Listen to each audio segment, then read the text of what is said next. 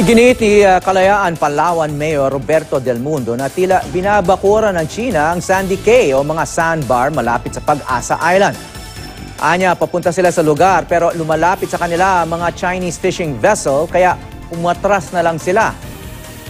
Wala naman raw pananakot na nangyari pero malinaw daw ang mensaheng ipinararating ng China.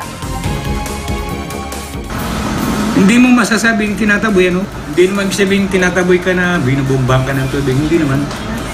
Sign na yun na ibig sabihin, huwag ka nang tumuloy. Kaya hindi na kami natuloy. Parang kanila na yun. Na parang hindi na natin pwedeng lapitan yun. Taliwas ito sa ulat na natanggap ng Armed Forces of the Philippines at Department of National Defense na maayos daw na nakapangisda sa West Philippine Sea ang mga Pilipino. Ito raw ang mas pinaniniwalaan ng Malacanang. Nauna na rin sinabi ni Chinese Ambassador to the Philippines, Zhao Jianhua, na inaalam pa nila ang katotohanan sa naturang ulat.